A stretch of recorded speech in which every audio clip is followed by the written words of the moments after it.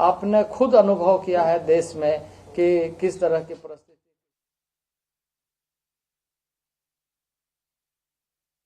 जिन्होंने सीधे तौर पर कहा कि पीएमजेवाई योजना से सीधे तौर पर आम आदमी को लाभ मिल रहा है। साथ ही उन्होंने कहा कि ये योजना जो है वो आम आदमी के नज़रिए से ही शुरू की गई है।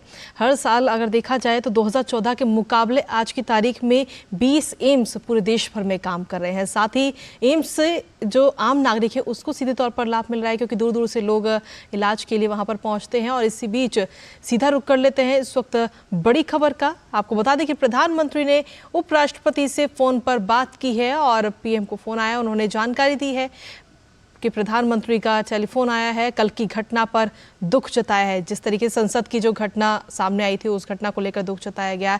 इसी पर ताज़ा अपडेट ले लेते हैं हमारे संवाददाता शैलेंद्र से। शैलेंद्र, जिस तरीके से ये पूरे कल हमने तस्वीरें भी देखी और कई उसके वीडियोस जो हैं वो भी इस वक्त सोशल मीडिया पर वायरल हो रहे हैं, तो ऐसे में प्रधानमंत्री ने खुद उपराष्ट्रपति से फ़ोन पर बातचीत की है।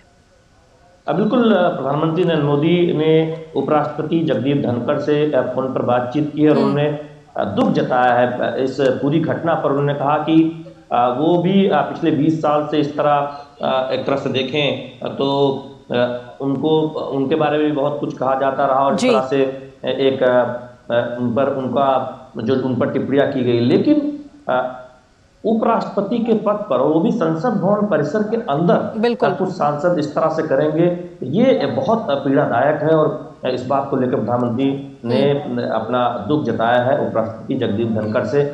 उपराष्ट्रपति ने प्रधानमंत्री से कहा कि कोई भी इस तरह की एंटिक्स, कोई भी इस तरह की जो लोग जिन्होंने एक अपमान किया है, वो उनकी जो ड्यूटी है, उनकी जो जिम्मेदारी है संविधान को लेकर, जो राज्यसभा के उपसभापति पद पर रहते हुए उनकी जो जिम्मेदारी है उसे निभाने से डिगा नहीं सकती और वो अपनी ड्यूटी करते रहेंगे, अपने उस रास्ते पर चलते रहेंगे। तो बहुत महत्वपूर्ण एक खबर, जब उपराष्ट्रपति जगदीप धनखड़ को प्रधानमंत्री नरेंद्र मोदी ने फोन किया और दुख जताया है उस एक जो नाटकीय एक तरह से कहे, एक बहुत ही एक निंदा की जिसकी की जा रही है कि संसद भवन परिसर के अंदर कुछ विपक्षी सांसदों की मौजूदगी में जिस तरह से टीएमसी के सांसद कल्याण बनर्जी ने वो एक तरह से मिमिक्री की और उसके बाद हमने देखा कि राहुल गांधी जैसे जो वरिष्ठ नेता हैं कांग्रेस पार्टी के, वो भी वो वीडियो बना रहे थे। तो ये बहुत पूरा मामला सामने आया। उसके बाद हम देख रहे हैं कि देश भर से आलोचना हो रही है विपक्षी सांसदों की, और उस वक्त जो विपक्षी सांसद मौजूद थे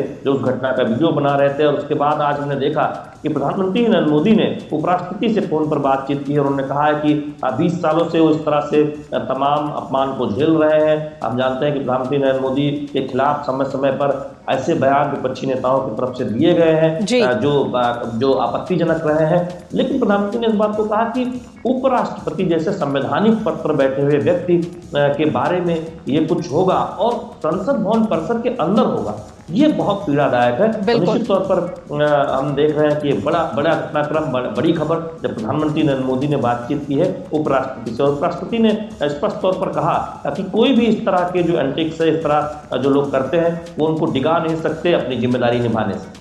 जी, साथियों, अगर देखा जाए तो इस तरीके का जब मामला सामने आया, कुल मिलाकर विपक्ष इससे पहले भी कई तरीके की इस तरीके की हरकतें सामने आ चुकी है, जहां वो इंसल्टिंग की जाती है। इससे पहले राष्ट्रपति का भी मामला हमने देखा था, राष्ट्रपति के नाम पर किस तरीके से मजाक बनाया गया, और अब उपराष्ट्रपति को लेकर के। लेकिन कहीं ना कहीं इस व्यवहार को बदलने की बहुत ज्यादा जरूरत है। ये देखिए, प्रधानमंत्री नरेंद्र मोदी के खिलाफ हम जानते हैं कि बहुत अपमानजनक शब्दों का इस्तेमाल विपक्ष के कई नेता कर चुके हैं, और तब जब ये मामला सामने आया तब हमने देखा कि बहुत इस बात को लेकर कड़ी आपत्ति जताई गई और चुनाव में जनता ने जवाब दिया, जब खासकर चुनाव प्रचार के दौरान इस तरह कुछ नेताओं ने, विपक्षी नेताओं ने बयान दिए। लेकिन राष्ट्रपति और उपराष्ट्रपति जैसे संवैधानिक पद पर बैठे व्यक्ति के खिलाफ अगर कोई कुछ बोलता है तो ये देखिए कि ये एक तरह से ये बहुत ही निंदाजनक बात है। और संसद भवन परिसर में जो कल कुछ हुआ, 90 सांसदों की मौजूदगी में, जहां राहुल गांधी खुद मौजूद थे, वीडियो बना रहे थे, और टीएमसी सांसद ने जो कुछ मिमिक्री की, वो बिल्कुल अस्वीकार्य है। हम कह सकते हैं कि संसदीय राजनीति में उसकी कोई जगह नहीं है और उसकी चौतरफा निंदा हो रही है।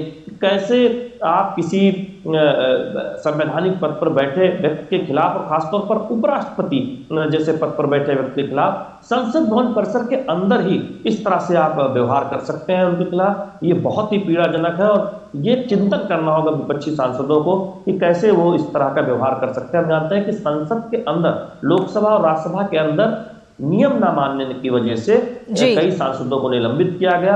आप संसद के अंदर, सदन के अंदर नियमों को नहीं मानते हैं, जब आपको निलंबित कर दिया जाता है तब आप इस तरह का व्यवहार करते हैं और उस वक्त एक मौन समर्थन रहता है तमाम विपक्षी सांसदों का। खुद राहुल गांधी जैसे नेता वीडियो बना रहे होते हैं, तो ये बहुत पीड़ादायक मामला है। और आज प्रधानमंत्री नरेंद्र मोदी ने फोन करके अपनी पीड़ा और अपने दुख को साझा किया है उपराष्ट्रपति के साथ। उपराष्ट्रपति ने भी स्पष्ट तौर पर कहा है इस तरह की कोई एंटिक्स, इस तरह का कोई जो कोई एक तरह से प्रयास करता है, उनका जो पथ है जिस पर वो चल रहे हैं वो अपनी जिम्मेदारी निभाने ऐसे कोई रोक नहीं सकता, डिगा नहीं सकता। जी, जिस तरीके से ये पूरा मामला अब सामने आया है, इसको लेकर के एक सर्कुलर भी जारी किया गया है।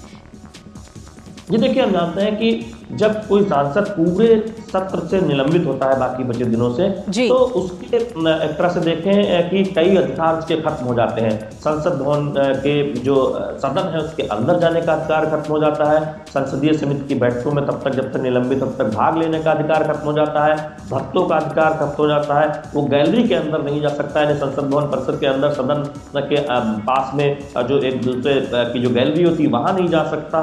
तो इस तरह का एक दिशा निर्देश जारी हुआ है, क्योंकि हमने देखा था कि डेरेक ओब्रायन जब पिछले हफ्ते निलंबित किए गए थे, उसके बाद वो काफी देर तक सदन उन्होंने नहीं छोड़ा था, सभापति को कहना पड़ा कि आप सदन छोड़ के जाइए। और उसके बाद हमने देखा कि मुख्य गेट पर, मकर द्वार पर जिस तरह से निलंबित सांसदों का धरना प्रदर्शन रहा और ये वीडियो सामने आया, ये अपने आप में बहुत ही पीड़ाजनक है। संसदीय लोकतंत्र में किसी भी सांसद के लिए इस तरह के व्यवहार की अपेक्षा नहीं की जा सकती किसी भी सांसद से, वो भी राज्यसभा के सभापति के खिलाफ। सांसद की भी अपनी जिम्मेदारी होती है, मर्यादा होती है कि वो एक तरह से उस मर्यादा में रहकर वो विरोध कर सकते हैं, अपनी बात रख सकते हैं, सहमति जता सकते हैं, लेकिन उसका एक तरीका होता है। ये कोई तरीका नहीं जिस तरह का तरीका कल्याण बनर्जी ने अपनाया। जी शैलेंद्र, ये जो तस्वीरें हम अपने दर्शकों को बार बार दिखा रहे हैं, जो कल की घटना का पूरा जो वीडियो सामने आया है, उस वीडियो में आप देखिए कि किस तरीके से सांसदों की अगर हम बात करें तो माननीय सांसद होते हैं और कई सारी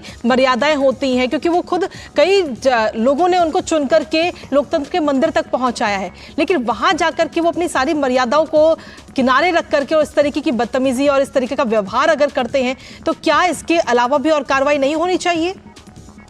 देखिए, दो बातें हैं। पहली बात तो है कि सांसद के तौर पर आपके अधिकार है, लेकिन उन अधिकारों की एक सीमाएं हैं, उन अधिकारों की एक सीमा है।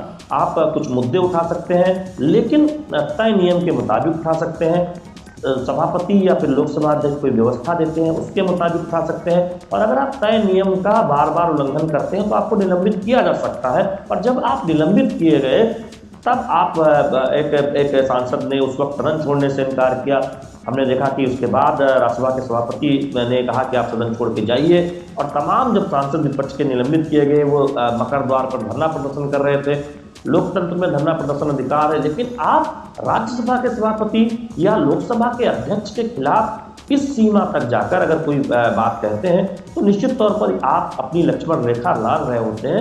आप अपने सांसद के जो अधिकार है, जो कर्तव्य है, उससे इतर जाकर एक तरह से देखे व्यवहार कर रहे होते हैं। और राज्यसभा के सभापति को लेकर जो कुछ कहा गया, और दूसरी बात ये गंभीर हो जाती है कि उस वक्त तमाम सांसद मौजूद थे विपक्षी दलों के, उसमें से कोई वीडियो बना रहा था, कोई हंस रहा था, किसी ने भी ये उस वक्त टोक कर ये नहीं कहा कि ये आप सही नहीं कर रहे हैं। यानी ये आपकी एक सवाल उठाता है कि संसदीय लोकतंत्र में आप किस तरह का व्यवहार करना चाहते हैं, आप आखिर क्या संदेश देना चाहते हैं अपने व्यवहार के जरिए एक सांसद के तौर पर या फिर एक बड़े दल के नेता के तौर पर। और सवाल न केवल टीएमसी के सांसदों पर, बल्कि आरजेडी के सांसद मनोज झा वहां पर थे, कांग्रेस की तरफ से राहुल गांधी और तमाम वरिष्ठ नेता थे विपक्षी दलों के, उन पर भी सवाल उठता है कि उस वक्त आपने रोका क्यों नहीं, और रोकने के बजाय आप लोग हंस रहे थे, आप खुद वीडियो बना रहे थे। तो यानी यानी आप भी उस घटनाक्रम में एक तरह से शामिल थे और बराबर के दोषी हैं। निश्चित तौर पर ये सांसदों के जो विपक्षी सांसद हैं उस वक्त जो मौजूद थे, हंस रहे थे या फिर उस घटनाक्रम में शामिल थे, उनके रवैये पर सवाल उठाता, गंभीर सवाल उठाता। बिल्कुल। शैलेंद्र, अगर हम इतिहास पर नजर डालें हैं तो जब भी प्रधानमंत्री को लेकर भी इस तरीके की मिमिक्री की गई या इस तरीके का मजाक बनाया गया, उस दौरान कहीं ना कहीं सीधे तौर पर इसका नुकसान चुनावों में बाकी पार्टियों को देखने को मिला है। लेकिन उसके बावजूद भी फर्क देखिए कि उससे भी सबक लेने की बजाय और उल्टा उस चीज को और बढ़ावा दिया जा रहा है, और जबकि अभी सर पे लोकसभा के चुनाव भी है। क्या ये तमाम पार्टियां ये चीज भूल गई कि लोकसभा के चुनाव नजदीक है और उनकी इस घटना का, इस हरकत का असर लोकसभा चुनावों पर हो सकता है? देखिए, हर चीज को चुनावों के लाभ और हानि से इतर भी देखें। जब प्रधानमंत्री नरेंद्र मोदी पर आपने विपक्ष के दलों ने व्यंग कसा या ऐसी टिप्पणियां की जो अमर्यादित थी, मौत का सौदागर सोनिया गांधी ने कहा, चाय वाला अमरशंकर अय्यर ने कहा, इस तरह से तमाम नीच शब्द कहा प्रियंका गांधी ने, वो चुनाव में जनता ने जवाब दिया। हमने देखा कि उसका नुकसान कांग्रेस पार्टी को हुआ। लेकिन उससे इतर संवैधानिक पद पर बैठे व्यक्ति, वो भी उपराष्ट्रपति पद पर संसद भवन परिसर के अंदर उनका अपमान करना, ये चुनावी राजनीति, उसके लाभ हानि से इतर मामला होता है। ये आपकी संसदीय लोकतंत्र के प्रति आस्था कितनी है उसको दर्शाता है। ये दर्शाता है कि क्या आप संसदीय लोकतंत्र में एक सांसद के तौर पर इतने परिपक्व नहीं है कि आप अपनी लक्ष्मण रेखा जानते हैं कि नहीं जानते हैं? क्या आपको पता नहीं कि आपकी लक्ष्मण रेखा कहाँ तक है? आपका व्यवहार कहाँ पर खत्म हो जाना चाहिए, कहाँ उसके आगे आप नहीं जा सकते हैं? ये सवाल है आपकी संसदीय लोकतंत्र के प्रति आस्था, उसके प्रति आपका सम्मान कितना है। चूंकि ये राज्यसभा के सभापति जगदीप धनखड़ का अपमान नहीं है, ये सभापति पद का अपमान है। ये संसदीय परंपरा के प्रति आपकी अनास्था दिखाता है या फिर उस पर सवाल और प्रश्न चिन्ह खड़ा करता है। तो ये बहुत बड़ा मसला है। एक इसको बड़े परिप्रेक्ष्य में देखना चाहिए कि वो भी आप कितने गंभीर हैं। आप बहुत जनहित के मुद्दे उठा सकते हैं, सत्ता को घेर सकते हैं, सत्ता के नेता पर सवाल उठा सकते हैं, अंदर असहमति जता सकते हैं लोकसभा अध्यक्ष, राज्यसभा सभापति के किसी रूलिंग से, कि आप अपनी बात रख सकते हैं, लेकिन एक दायरे के अंदर आप अपनी बात रख सकते हैं। संसद भवन परिसर के अंदर इस तरह से वीडियो बनाकर, इस तरह से मिमिक्री करना राज्यसभा के सभापति पद पर, ये पूरी तौर पर दिखाता है कि संसदीय परंपरा के प्रति, राज्यसभा के सभापति पद के प्रति आपका कितना सम्मान है, ये साफ सामने आता है। और न केवल जो टीएमसी के सांसद है, बल्कि विपक्ष के जो सांसद राहुल गांधी जैसे सांसद जो कांग्रेस के बड़े नेता हैं, वो उस वक्त वीडियो बना रहे थे। तो वो एक बहुत अपने आप में सवाल खड़ा करता है कि उनको रोकना चाहिए था। वो जो और वरिष्ठ नेता मौजूद है, उन्हें रोकना चाहिए था। रोकने के बजाय वहां पर कोई हंस रहा था, कोई वीडियो बना रहा था। तो ये दिखाता है कि विपक्षी दल की मानसिकता क्या हो गई है इन दिनों। जी शैलेंद्र, ये तो बात हो गई कल की घटना को लेकर के और सांसदों को जो सर्कुलर जारी हुआ है। आपसे आज को लेकर अगर मैं सवाल चाहती हूँ कि जो आज विधेयक को लेकर के, अगर आईपीसी और सीआरपीसी की जगह लेने वाले जो तीनों विधेयक हैं जो कि आज कहीं ना कहीं लोकसभा से पारित हो सकते हैं, उसको पारित होने के बाद में उसका सीधा असर आम जनता पर किस तरीके से पड़ता हुआ नजर आएगा? देखिए, तीन महत्वपूर्ण बातें हैं। जो पुराना कानून था वो अंग्रेजों की समय से, अंग्रेजों की मानसिकता से बनाया गया था, जिसमें दंड पर ज्यादा जोर था। यानी पीड़ित को या पीड़िता को न्याय दिलाने की जगह पर अपराधी को दंड दिलाने पर ज्यादा जोर था। ये जो तीनों है, इसमें न्याय दिलाने पर जोर होगा, यानी कि पीड़ित और पीड़िता को न्याय मिले। दूसरी बात यह है कि इसमें न्याय जल्दी हो, ये सुनिश्चित होगा। और जो अपराध गंभीर है, उनके हिसाब से उन अपराधों को लेकर जो नए कानून आएंगे, प्रावधान आएंगे, उसमें यह सुनिश्चित किया जाएगा कि पीड़ित को या पीड़िता को न्याय को ध्यान में रखकर सजा दी जाए, न कि दंड और बाकी जो अपराधी हैं उनके हिसाब से कोई एक तरह से दृष्टिकोण अपनाया जाए। तो इसमें होगा क्या, एक तो हम देखेंगे कि लंबित मामलों में कमी आएगी, दूसरी बात हम देखेंगे कि बड़ा बदलाव न्याय व्यवस्था में देखने को मिलेगा। इसके साथ ही साथ जो बहुत महत्वपूर्ण मामले हैं, अपराध के हों या फिर राजद्रोह के हों या फिर एडल्टरी के मामले हों, उन पर भी एक नए दृष्टिकोण के साथ आप देखेंगे कि ये कानून जब लागू होंगे तो पूरी व्यवस्था एक बदली हुई बेहतर व्यवस्था नजर आएगी। चलिए ठीक है, बहुत बहुत शुक्रिया शैलेंद्र तमाम जानकारी और अपडेट्स देने के लिए। और आज आप संसद के अपने शीतकालीन सत्र पर नजर लगातार बनाए रहिएगा, आगे भी आपसे अपडेट्स और जानकारी लेंगे। फिलहाल न्यूज एट 10 में वक्त एक छोटे से ब्रेक का है, आप बने रहिए हमारे साथ, देखते रहिए डीटी न्यूज। साल, बरस और सदी नहीं, एक युग, गुजर जाएगा, उम्र न पूछो वंडर की, जब फर्क नजर आएगा। वंडर सीमेंट, फर्क नजर आएगा। एनपीएस में सबसे अच्छा फ़ायदा क्या है कि अगर मान लीजिए किसी एम्प्लॉइज़ को इक्विटी मार्केट का नॉलेज नहीं है, वो भी इसमें बेनिफिट ले सकता है। क्यों? क्योंकि आपका जो फंड होता है फंड मैनेजर मैनेज करता है।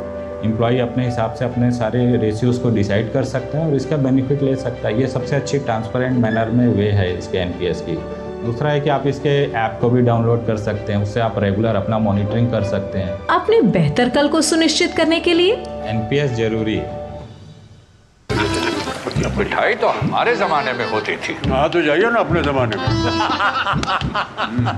रोमांस तो हमारे जमाने में होता था।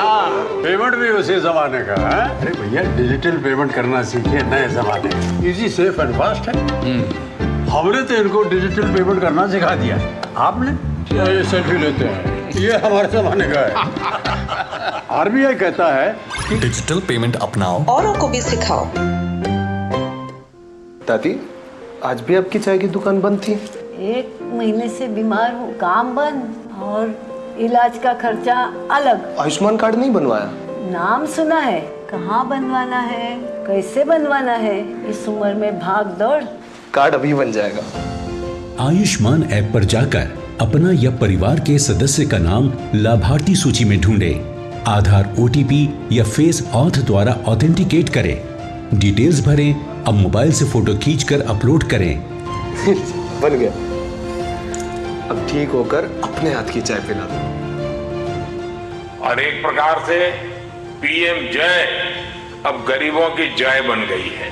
5 लाख तक के मुफ्त उपचार की गारंटी, स्वास्थ्य का वरदान आयुष्मान। तुम्हें पता है इन्वेस्टर्स के लिए कि इन्वेस्टर प्रोटेक्शन फंड होता है IPF, लेकिन अगर तुम्हारा ट्रेड एक्सचेंज पर एग्जीक्यूट नहीं हुआ या फिर कोई गारंटीड रिटर्न्स वाली स्कीम है तो ये IPF आपकी मदद नहीं कर सकता है। और अगर आपका ब्रोकर ही डिफॉल्टर बन जाए तो फिर IPF आपको कॉम्पेंसेशन दिला सकता है। कहाँ से सीखा? NSE की साइट पर। समझकर इन्वेस्ट कर। मोदी सरकार की गारंटी, हर गरीब का मुफ्त इलाज। 55 करोड़ लोगों को दी हर साल 5 लाख रुपए तक के मुफ्त इलाज की निश्चिंतता। हमारा संकल्प विकसित भारत। साल, बरस और सदी नहीं, एक युग गुजर जाएगा, उम्र न पूछो वंडर की, जब फर्क नजर आएगा।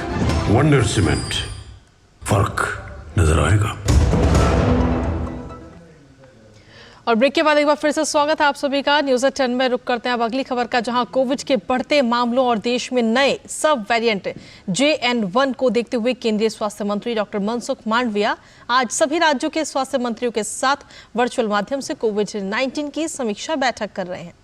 ये बैठक वर्चुअल हो रही है।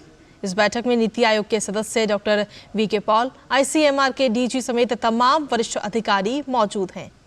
केंद्र ने राज्यों और केंद्र शासित प्रदेशों को लगातार निगरानी बनाए रखने के लिए कहा है। साथ ही राज्यों को अधिक संख्या में RT-PCR टेस्ट सहित पर्याप्त परीक्षण सुनिश्चित करने और पॉजिटिव नमूनों को जीनोम सीक्वेंसिंग के लिए प्रयोगशालाओं में भेजने की सलाह भी दी गई है।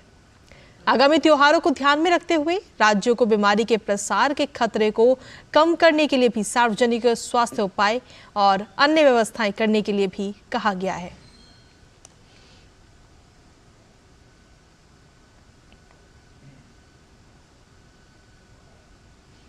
तो आपको बता दें कि कोविड के बढ़ते हुए मामलों को लेकर के देश में नए सब वेरिएंट JN1 को देखते हुए केंद्रीय स्वास्थ्य मंत्री डॉक्टर मनसुख मांडविया आज सभी राज्यों के स्वास्थ्य मंत्रियों के साथ वर्चुअली माध्यम से कोविड-19 की समीक्षा बैठक से डॉक्टर VK पॉल, ICMR के DG समेत तमाम वरिष्ठ अधिकारी मौजूद हैं। वहीं केंद्र ने राज्यों और केंद्र शासित प्रदेशों को लगातार निगरानी बनाए रखने के लिए भी कहा है। साथ ही राज्यों को अधिक संख्या में RT-PCR टेस्ट सहित पर्याप्त परीक्षण सुनिश्चित करने और पॉजिटिव नमूनों को जीनोम सीक्वेंसिंग के लिए प्रयोगशालाओं में भेजने की भी सलाह दी गई है। वहीं आगामी त्योहारों को ध्यान में रखते हुए राज्यों को बीमारी के प्रसार के खतरे को कम करने के लिए सार्वजनिक स्वास्थ्य उपाय और अन्य व्यवस्थाएं करने के लिए भी कहा गया है। और साथ ही आपको बता दें कि बीते 24 घंटों की अगर बात करें तो देश में कोविड के 341 नए मामले सामने आए हैं। और चलिए अगली खबर का रुख कर लेते हैं। इसी बीच आप केरल की अगर बात करें तो वहां स्वास्थ्य मंत्री वीना जॉर्ज ने कहा कि राज्य में भले ही कोविड के मामले बढ़ रहे हैं लेकिन चिंता करने की जरूरत नहीं है। नवंबर महीने में ही कोविड मामलों की संख्या में बढ़ोतरी देखी गई। इसी के अनुरूप स्वास्थ्य विभाग ने अहम कदम उठाया है। दिशा निर्देश भी जारी किए गए हैं। राज्य चिकित्सा अधिकारियों के सम्मेलन में भी कार्रवाई के निर्देश दिए गए हैं। और चलिए बात करते हैं अब तमिलनाडु की, जहां दक्षिणी जिलों में लगातार बारिश के कारण बाढ़ जैसे हालात बन गए हैं। भारी बारिश के कारण अब तक 10 लोगों की मौत हो चुकी है। वहीं सेना के जवान स्थिति से निपटने के लिए मुस्तैदी के साथ जुटे हुए हैं। अलग अलग इलाकों में फंसे हुए लोगों को सफलतापूर्वक निकाला जा रहा है। साथ ही हेलीकॉप्टर की मदद से प्रभावित लोगों को भोजन के पैकेट और अन्य राहत सामग्री भी लगातार वितरित की जा रही है। तिरुनेलवेली और तूतीकोरिन में सभी स्कूलों और कॉलेजों को बंद कर दिया गया। वहीं केंद्रीय आंकलन टीम आज तूतीकोरिन में प्रभावित क्षेत्रों का दौरा करेगी। लोगों को घरों के अंदर ही रहने और जल निकायों के पास ना जाने की सलाह दी गई है। तिरुनेलवेली में तमिरापरानी नदी भी उफान पर है। वहीं तमिलनाडु के मुख्यमंत्री एम.के. स्टालिन ने प्रधानमंत्री नरेंद्र मोदी से चक्रवाती तूफान मिचोंग और दक्षिणी जिलों में भारी बारिश से हुए नुकसान को राष्ट्रीय आपदा घोषित करने की मांग की है। उन्होंने पीएम मोदी से आपदा राहत कोष प्रदान करने का अनुरोध किया है। और न्यूज़ एट 10 में खबरों का सिलसिला यूं ही लगातार जारी। फिलहाल वक्त एक छोटे से ब्रेक का। आप देखते रहिए डीडी न्यूज़। मेरा काम वाइंडिंग का है, रिपेयरिंग का करता हूँ, मजदूरी का लाइन है। अब आज तो मेरा शरीर काम कर रहा है, कल मेरा शरीर नहीं काम करेगा तो मुझे कौन सपोर्ट करेगा। पेंशन नहीं है तो जीवन नहीं है। फिर ये ऐसा है जैसे शरीर के अंदर खून का होना, अगर खून नहीं है तो शरीर बेकार है। एनपीएस में जो मेरी आमदनी है उसमें मैं थोड़ा थोड़ा जमा कर लेता हूँ और मुझे पूरा यकीन भी है कि मेरा बुढ़ापा सही कटेगा पेंशन के थ्रू। अपने बेहतर कल को सुनिश्चित करने के लिए एनपीएस जरूरी है। साल बरस और सदी नहीं, एक युग गुजर जाएगा। उम्र न पूछो वंडर की, जब फर्क नजर आएगा। वंडर सीमेंट, फर्क नजर आएगा। सर बेरी पुलाव ट्राई करो, मस्त है। कैसा है? अरे उसको काहे को घूरता है? टिप्स इग्नोर करने का, अपना दिमाग लगाकर ऑर्डर देने का। मार्केट का स्टॉक टिप्स बहुत लोग देता है, डेंजरस हो सकता है। कंपनी और रिस्क पूरा समझने का, फिर इन्वेस्ट करने का। समझ कर इन्वेस्ट कर। और ब्रेक के बाद एक बार फिर से स्वागत है आप सभी का। अपने अदम्य साहस, शौर्य और वीरता का परिचय देने वाली सशस्त्र सीमा बल आज अपना 60वां स्थापना दिवस मना रही है। सशस्त्र सीमा बल यानी एसएसबी को मूल रूप से 1962 में भारत चीन युद्ध के बाद 20 दिसंबर 1963 को स्पेशल सर्विस ब्यूरो के नाम से स्थापित किया गया था। कारगिल युद्ध के बाद एसएसबी के कार्यक्षेत्र और भूमिका में परिवर्तन कर इसे वर्ष 2001 में गृह मंत्रालय के अधीन किया गया। और वहीं स्थापना दिवस को लेकर गृह मंत्री अमित शाह ने सशस्त्र सीमा बल के जवानों को स्थापना दिवस की बधाई दी है। अमित शाह ने सोशल मीडिया प्लेटफॉर्म एक्स पर कहा कि एसएसबी कर्मियों और उनके परिवारों को स्थापना दिवस की शुभकामनाएं। सीमाओं के संरक्षक के रूप में एसएसबी अटूट बहादुरी और कर्तव्य के प्रति अपनी प्रतिबद्धता के साथ कायम है। आपदाओं के दौरान शानदार सेवाओं के साथ ये उभरा है। मैं उन शहीदों को नमन करता हूं जिन्होंने देश की सुरक्षा के लिए अपने प्राण न्यौछावर कर दिए। वहीं मैसूरू के नेशनल इंस्टीट्यूट ऑफ इंजीनियरिंग के इनोवेटर्स ने भी प्रधानमंत्री नरेंद्र मोदी से संवाद किया। उन्होंने पीएम मोदी को जानकारी दी कि किस तरह उनका प्रोजेक्ट रेलवे में माल ढुलाई की प्रक्रिया को बेहतर कर सकता है। What happens is that India has the 4th largest railway network in the world, sir. Or around 70 to 80% of all the coal in India is being transported through these railway networks. So because of that, underloading and overloading happens. That is, the train wagons is not being filled till the appropriate level. they're filled very low or they're filled too much. So we are using IoT and artificial intelligence based technologies by using ESP32 microcontrollers or Raspberry Pi modules. We use these to measure the weight of the wagons, keep track of all these weights, and to take appropriate actions based on these weights. And we'll also use 3D scanning techniques and to have a 3D model of the wagon and use artificial intelligence to predict the weight, so that this will be a much faster way. मुझे विश्वास है आपके प्रयास से भारतीय railway को बहुत फायदा होगा। इस समय भारतीय रेल अपने ट्रांसफॉर्मेशन के दौर से गुजर रही है। केंद्र सरकार इस पर हजारों करोड़ रुपए खर्च कर रही है। हमारा बहुत बड़ा फोकस लॉजिस्टिक्स पर भी है। ऐसे में आपका इनोवेशन बहुत मददगार होगा। और वहीं यूजीसी ने अधिसूचना जारी की है कि कोई भी विदेशी उच्च शिक्षण संस्थान यूजीसी की पूर्व अनुमति के बिना भारत में किसी भी कार्यक्रम का प्रस्ताव नहीं करेंगे। यूजीसी के अध्यक्ष एम जगदेश कुमार ने इस बारे में कहा कि विश्वविद्यालय अनुदान आयोग के प्रावधानों के अंतर्गत उच्च शैक्षणिक संस्थान किसी भी फ्रेंचाइजी के किसी भी कार्यक्रम का प्रस्ताव नहीं करेंगे। अगर वो ऐसा करते हैं तो ऐसे कार्यक्रमों को आयोग मान्यता नहीं देगा। आयोग ने छात्रों को ऐसे संस्थानों में प्रवेश लेने से पहले उचित सावधानी बरतने की भी सलाह दी है। यूजीसी ने कहा कि नियमों का उल्लंघन करने वाले उच्च शिक्षण संस्थानों के खिलाफ कार्रवाई की जाएगी। एक नोटिस में यह भी कहा गया है कि उच्च शिक्षण संस्थानों और कॉलेजों ने आयोग द्वारा मान्यता प्राप्त नहीं होने के बावजूद विदेशी शैक्षणिक संस्थानों या प्रदाताओं के साथ सहयोगात्मक समझौते या व्यवस्था की है। आयोग ने आगे कहा कि इस तरह के किसी भी प्रकार के सहयोग को मान्यता नहीं दी जाती है और ऐसी स्थिति में जारी की गई डिग्रियों को भी आयोग की ओर से मान्यता नहीं दी जाती है।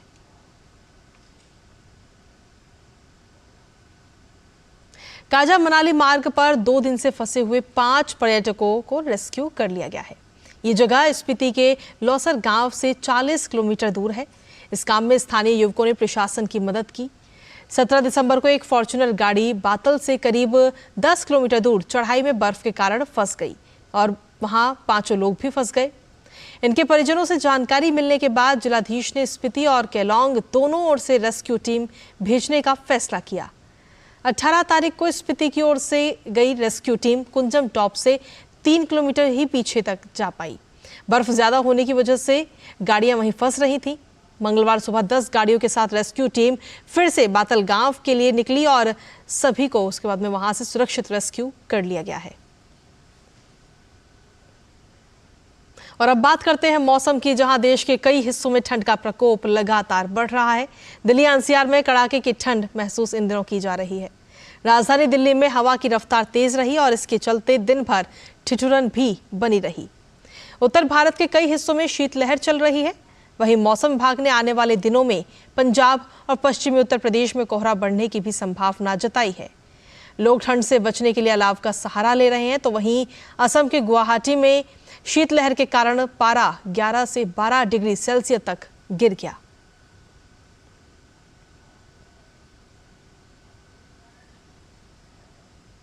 और अब न्यूज़ एट 10 में आगे बढ़ते हुए बात करेंगे विकसित भारत संकल्प यात्रा की।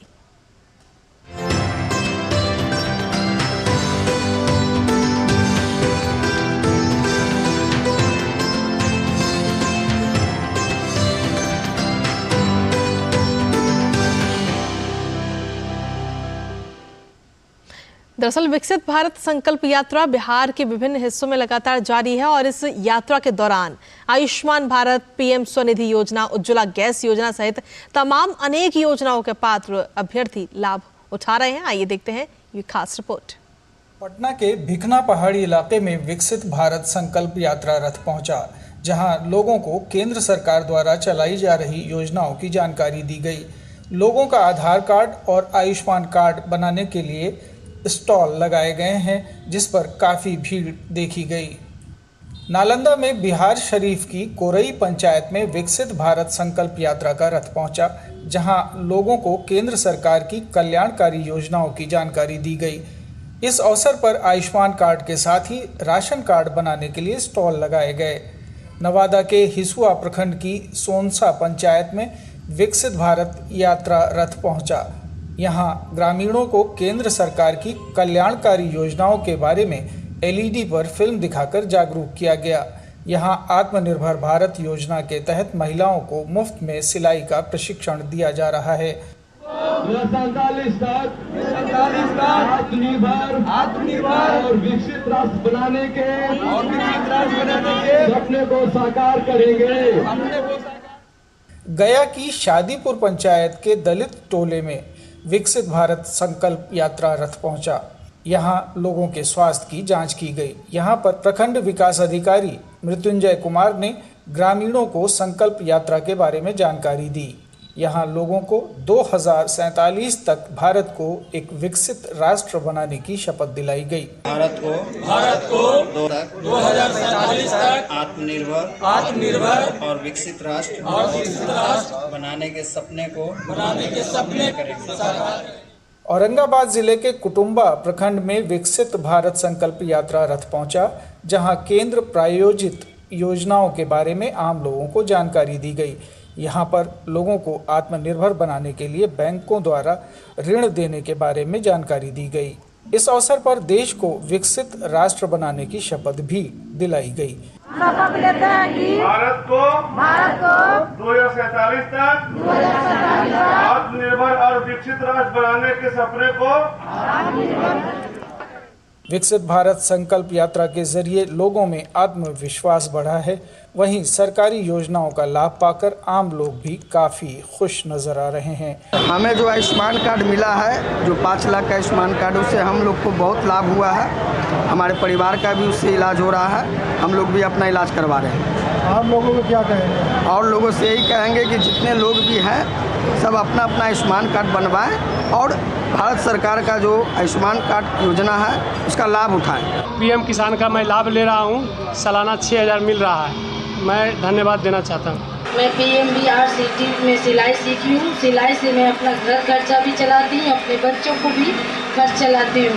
हमें इससे बहुत लाभ है। जन औषधि केंद्र से हमें फायदा मिला है। दवा लिए हैं, बीमार थे, ठीक हो गए हैं। इसलिए मैं प्रधानमंत्री नरेंद्र मोदी जी को बहुत बहुत बधाई देता हूं। एक सपना था मेरा कि मैं कॉन्फिडेंट बनूं, आत्मनिर्भर बनूं। मैंने इसके तहत से लोन लिए, बैंक से ऋण लिए और मैंने अपना एक छोटा सा दुकान खोल लिया और उस दुकान के जरिए आज मैं बहुत लाभान्वित हूँ और अपने परिवार का जीविका भी चला रही हूँ।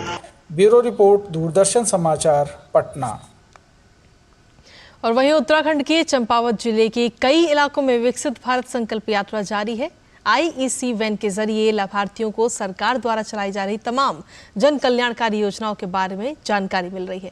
तो वहीं दूसरी तरफ अब तक योजनाओं से हुए लाभ के बारे में लोगों ने अपनी कहानियों को, अपने अनुभवों को साझा किया। आइए देखते हैं ये रिपोर्ट। विकसित भारत संकल्प यात्रा के तहत उत्तराखंड के चंपावत जिले के चारों विकास खंडों खेतीखान, देवीधुरा, झुडेली, रायकोट कुंवर, चामी, नायक गोठ सहित 7 स्थानों पर विकसित भारत संकल्प यात्रा कार्यक्रम का आयोजन किया गया। यात्रा के दौरान जिला प्रशासन द्वारा बहुउद्देशीय शिविरों का आयोजन कर लोगों की विभिन्न समस्याओं का मौके पर ही समाधान किया गया। चंपावत जिले में भी आयोजित विकसित भारत संकल्प यात्रा के दौरान लोगों ने 2047 तक भारत को विकसित राष्ट्र बनाने में अपनी भागीदारी का संकल्प लिया। वहीं शिविर में आए लोगों ने मेरी कहानी मेरी जुबानी के तहत अपने अपने अनुभव भी साझा किए। अपने पति का इलाज कराया है, उनके हार्ट में दिक्कत थी। पहले सुचला तिवारी में गए, सुचला तिवारी से फिर हमने वहाँ पे अच्छा इलाज कराया इस योजना से, ये कार्ड वहाँ लगा। तो उसके बाद फिर हमको रेफर किया गया ग्राम मूर्ति बरेली को, वहाँ भी उनका इलाज हुआ, ऑपरेशन हुआ ग्राम मूर्ति में, तो उसमें इलाज पूरा पक्का हो गया था।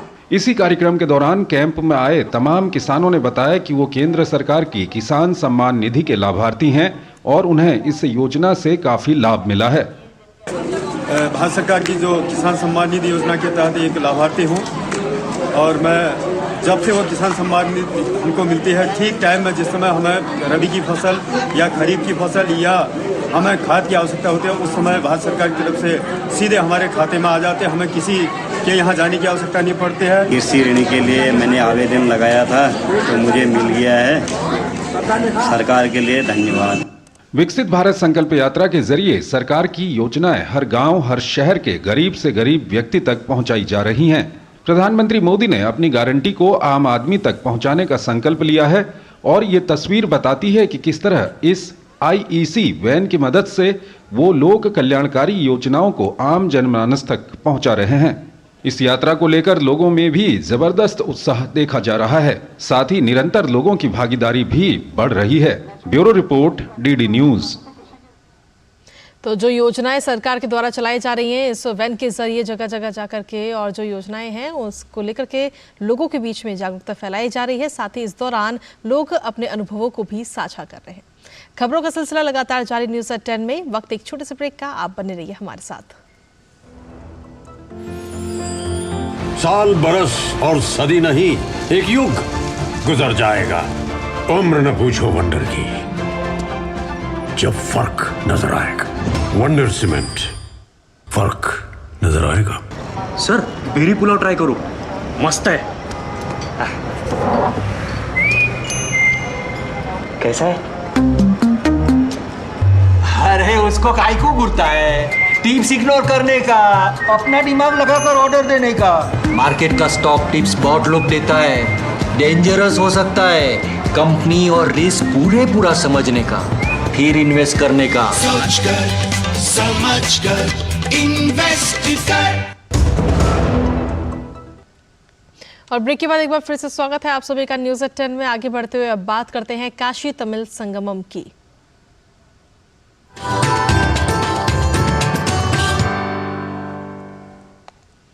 प्राचीन भारत में शिक्षा और संस्कृति के दो महत्वपूर्ण केंद्रों के रूप में काशी और तमिल परंपरा को फिर से पूरी दुनिया के नक्शे में लाने के लिए काशी तमिल संगमम के दूसरे संस्करण का आयोजन किया जा रहा है, जिसके तहत कई दलों में तमिल श्रद्धालु काशी आकर दोनों संस्कृतियों के प्रचार प्रसार में अपना अहम योगदान दे रहे हैं। आइए देखते हैं ये रिपोर्ट।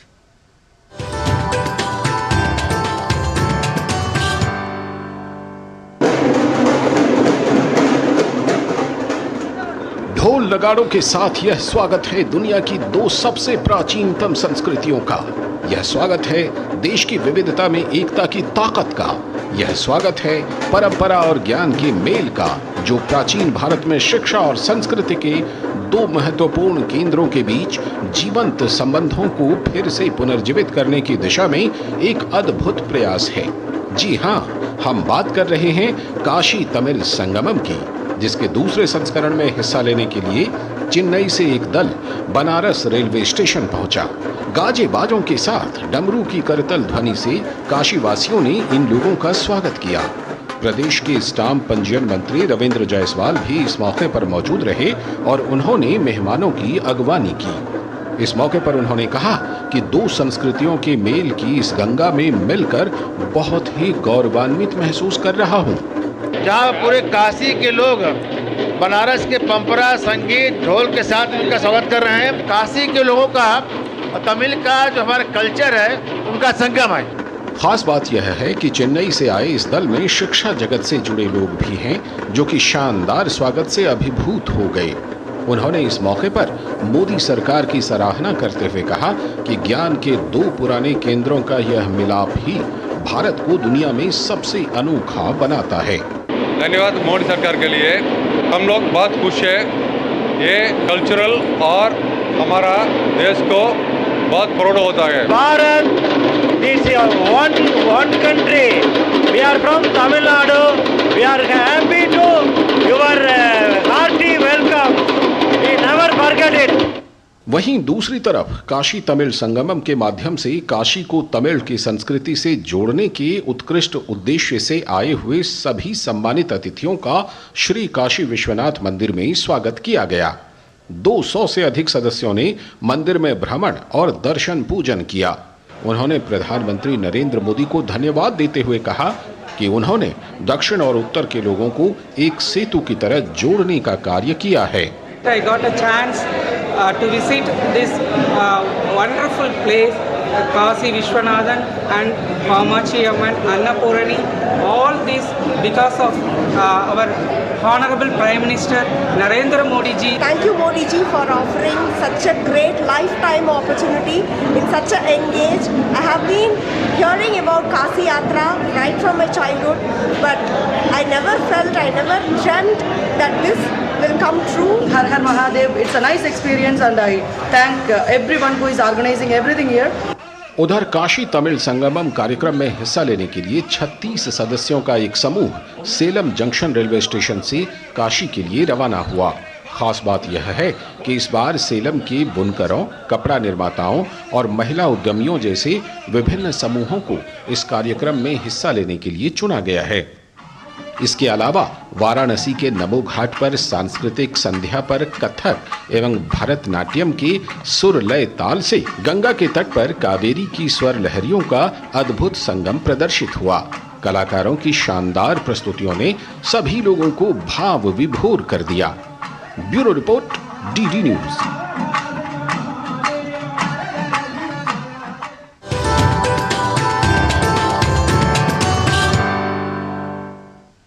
और इसी के साथ चलिए खबरों में आगे बढ़ते हुए अब अन्य खबरों का भी रुख करते हैं, जहां अंतर्राष्ट्रीय मुद्रा कोष ने भारत को दुनिया की अर्थव्यवस्था का स्टार परफॉर्मर बताया है। इस साल वैश्विक विकास में भारत का योगदान 16% से ज्यादा रहा है और देश भर के तमाम कारोबारियों ने भारतीय अर्थव्यवस्था की मजबूती के लिए प्रधानमंत्री नरेंद्र मोदी सरकार के द्वारा लिए गए अहम कदमों और आर्थिक नीतियों की तारीफ की है। जो अंतर्राष्ट्रीय मॉनेटरी फंड है, उनकी जो बोर्ड मीटिंग अभी कंक्लूड हुई है 2023 में, उन्होंने इंडिया को स्टार परफॉर्मर के नाम पे उन्होंने अपने आप को घोषित करवाया है। उनका ये कहना है कि भारत ने 16% टोटल ग्रोथ जो इकोनॉमिक वर्ल्ड में हुई है, उसके 16% ग्रोथ का कंट्रीब्यूशन अकेला भारत ने किया है। हम IMF का हमेशा असेसमेंट पढ़ते हैं, एज अ बेंचमार्क पढ़ते हैं हमेशा से। इतना ज़्यादा टर्बुलेंस स्पेशली कोविड के बाद से जब ग्लोबल इकोनॉमी सफ़र कर रही थी, तो हमारी इंडियन इकोनॉमी ने, हम इंडियंस ने ग्लोबली इतना बड़ा कंट्रीब्यूशन किया जिसके लिए हमको अपलॉड किया गया। तो I am really happy to see this. हमारी इकोनॉमी को 6.3% का ग्रोथ दिखा रहे हैं, जिसमें हम विश्व के 16% इकोनॉमी के भागीदार बन रहे हैं। ये ऐसे ही मुमकिन नहीं हुआ।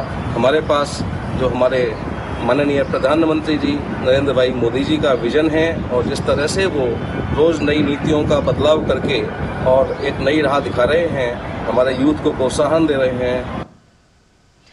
और वहीं केंद्र सरकार के स्मार्ट सिटी मिशन ने तमिलनाडु में ऐतिहासिक सांस्कृतिक मैदान की तस्वीर ही बदल कर रख दी है।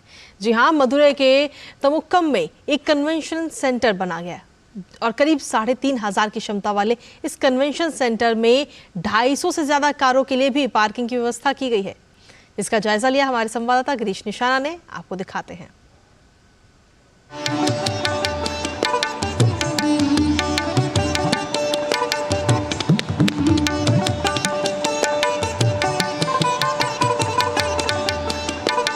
जिस तरह देश की राजधानी दिल्ली का रामलीला मैदान है, उसी तरह से ये भी मदुरई का तमुक्कम कन्वेंशन सेंटर बनाया गया है। किसी ज़माने में यहाँ पर सांस्कृतिक कार्यक्रम आयोजित हुआ करते थे, तरह तरह की रैलियाँ आयोजित होती थी, इसके अलावा कई तरह के कवि सम्मेलन आयोजित किए जाते थे। लेकिन स्मार्ट सिटी ने इस जगह की तस्वीर ही बदल दी है। किस तरह से बनाया गया है ये कन्वेंशन सेंटर, आइए जायजा लेते हैं।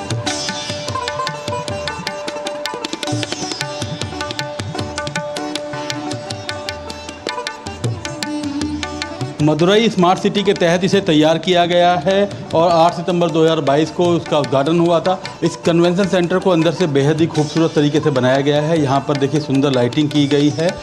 इसमें करीब 3,500 लोग एक साथ आ सकते हैं और इसके अलावा इसकी खासियत ये है कि आप यहाँ देख सकते हैं, इसको पार्टीशन किया जा सकता है, अलग अलग भागों में विभाजित किया जा सकता है। करीब 6 हॉल इसमें एक साथ बनाए जा सकते हैं, यानी कि 6 कार्यक्रम इस कन्वेंशन सेंटर में एक साथ आयोजित किए जा सकते हैं।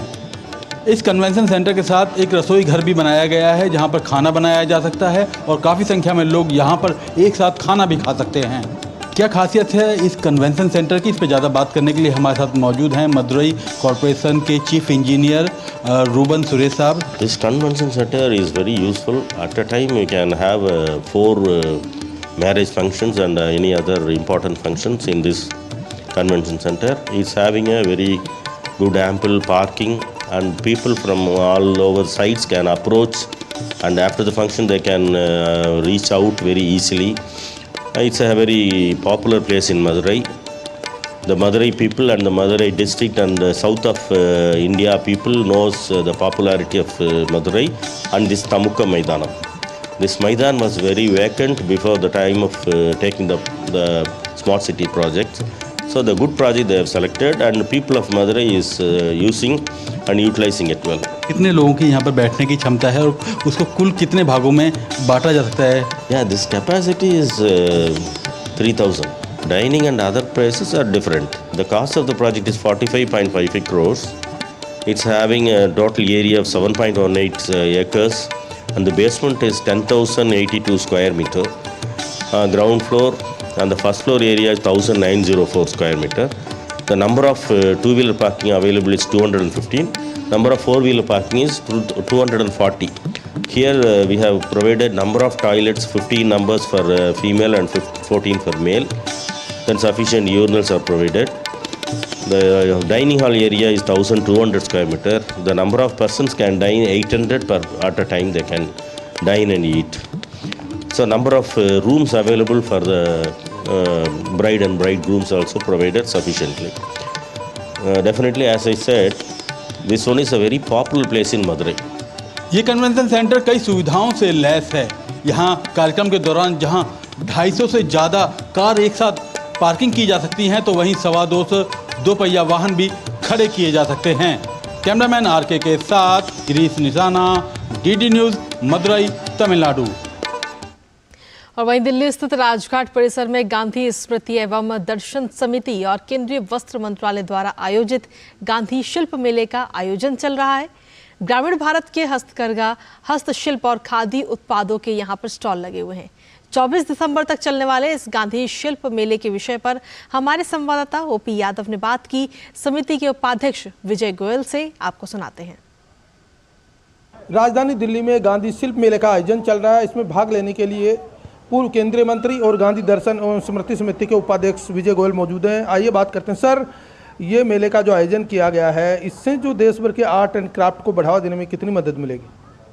देखिए, राजघाट के साथ बिल्कुल ये गांधी दर्शन समीप में है और यहाँ पर टेक्सटाइल मिनिस्ट्री के सहयोग से गांधी शिल्प मेला लगाया गया है, जिसमें हस्तशिल्प, हथकरघा और खादी, खाने पीने, इस तरह के बहुत सारे स्टॉल्स लगाए गए हैं। देश भर के विभिन्न राज्यों में जो जो चीज़ें बनती हैं, जो आर्टिशियंस लोग बनाते हैं, चाहे वो लकड़ी के हैं, चाहे वो खादी के हैं, चाहे वो गर्म वस्त्र हैं, चाहे वो चरखा, ये सब चीज़ें के हैं और हथकरघा के हैं, वो सब स्टॉल्स यहाँ पर लगाए हैं। इस गांधी शिल्प मेला से इन कलाकारों को बहुत प्रोत्साहन मिलेगा और वहीं जो जनता है उनको भी अपनी रुचिकर चीज़ें यहाँ पर मिल सकेंगी। तो दरअसल तो ये शिल्प मेले इसलिए लगाए जाते हैं ताकि जो आर्टिशियंस हैं वो अपनी प्रोडक्ट को बेहतर तरीके से एग्जिबिट कर सकें, दिखा सकें और पब्लिक में उनका व्यवसाय बढ़े। अभी करोड़ों रुपए के अंदर इनका व्यवसाय होता है और जैसे गांधी जी भी कहते थे, हमारे प्रधानमंत्री नरेंद्र मोदी भी कहते हैं, जब तक आप कुटीर उद्योग को, हस्तशिल्प उद्योग को, हथकरघा उद्योग को, खादी को प्रोत्साहित नहीं करोगे, तब तक हमारे देश की इकोनॉमी आगे नहीं बढ़ेगी। तो इसलिए इसका बहुत ही महत्व है। प्रधानमंत्री हमेशा जो हैंडीक्राफ्ट्स, आर्टिजन्स हैं या शिल्प कला से जुड़े उद्यमी हैं, निम्न स्तर के, उनको अपलिफ्ट करने के लिए लगातार काम करते हैं और उसी संदर्भ में इस मेले का आयोजन हुआ और आपने यहाँ भागीदारी निभाई है। आपके आने से यहाँ इनको एक मनोबल बढ़ेगा, तो कितना महत्वपूर्ण है ये सब चीज़ें होना? देखिए, अभी प्रधानमंत्री ने एक नई योजना शुरू की है जिसके अंदर इन्हीं सब कलाकारों को, हस्तशिल्प का जो काम कर रहे हैं, जो बुनकर हैं, इन सभी कलाकारों को एक लोन दिया जाएगा 1 लाख रुपए का, बहुत ही नॉमिनल कम ब्याज के ऊपर, और इस तरीके से उनको सपोर्ट दिया जा रहा है जी। तो इसलिए ये जो मेले हैं और ये जो सरकार है, ये इनको बहुत ही प्रमोट कर रही है। तो ये गांधी स्मृति और दर्शन समिति के वाइस चेयरमैन विजय गोयल, जिनका मानना है कि गांधी शिल्प मेले के जरिए एक और जहां आर्ट और क्राफ्ट से जुड़े कारोबारियों को एक बड़ा प्लेटफॉर्म मिलता है, वहीं दूसरी ओर अंतर्राष्ट्रीय स्तर के लिए रोजगार, व्यापार और कारोबार का एक माध्यम भी बनता है। मेरे सहयोगी कैमरामैन ललित के साथ मैं OP Yadav, DD news, Delhi. और चलिए खबरों में आगे बढ़ेंगे, जहां बेंगलुरु में हर साल की तरह इस बार भी केक शो का आयोजन किया गया। इस साल इस केक शो का 49वां संस्करण है। 14 दिसंबर से शुरू हुए इस शो की शुरुआत 12 से ज्यादा केक के प्रदर्शन के साथ हुई। यहां रॉयल आइसिंग शुगर और मैदे से नए संसद भवन, चंद्रयान 3 के लैंडर और रोवर और लंदन के बिग बेन सहित कई ऐसे डिजाइन के केक बनाए गए हैं जो सबको अपनी ओर अलग से आकर्षित भी कर रहे हैं। यहाँ पर माँ दुर्गा की लाल रंग की बेहद खूबसूरत प्रतिमा जैसे केक को भी डिजाइन किया गया है। ये सभी केक पूरी तरह से खाने लायक हैं और इन सब में नया संसद भवन की डिजाइन वाले केक को देखने के लिए सभी उत्साहित भी हैं। इस नए संसद भवन वाले केक का वजन 10 टन है और ये केक शो 1 जनवरी 2024 को समाप्त होगा।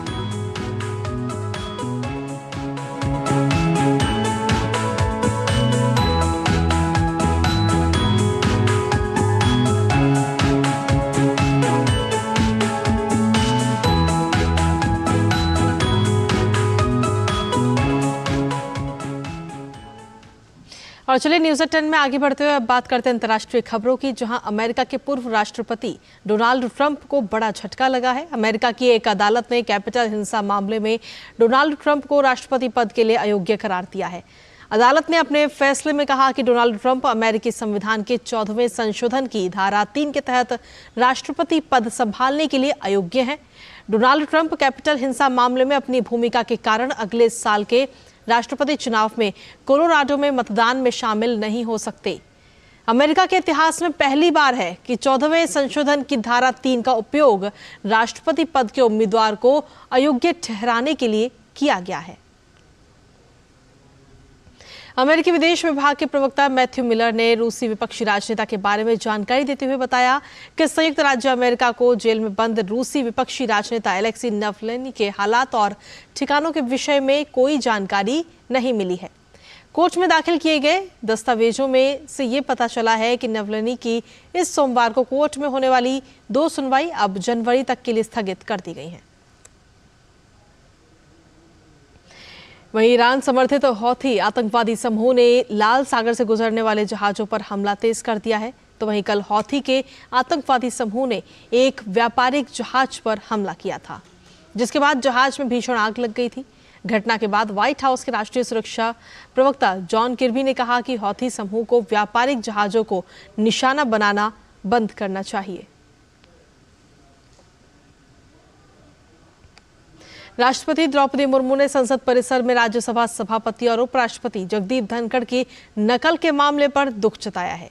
राष्ट्रपति ने सोशल मीडिया प्लेटफॉर्म एक्स पर कहा कि जिस तरह से हमारे सम्मानित उपराष्ट्रपति को संसद परिसर में अपमानित किया गया, उसे देखकर मुझे निराशा हुई। निर्वाचित प्रतिनिधियों को अपनी अभिव्यक्ति के लिए स्वतंत्र होना चाहिए, लेकिन उनकी अभिव्यक्ति गरिमा और शिष्टाचार के मानदंडों के भीतर होनी चाहिए। ये संसदीय परंपरा रही है जिस पर हमें गर्व है और भारत के लोग उनसे इसे कायम रखने की भी उम्मीद करते हैं। और इसी के साथ फिलहाल न्यूज़ एट 10 में मेरे साथ इतना ही। बाकी देश दुनिया की तमाम खबरों के लिए बने रहिए DD न्यूज़ के साथ। नमस्कार।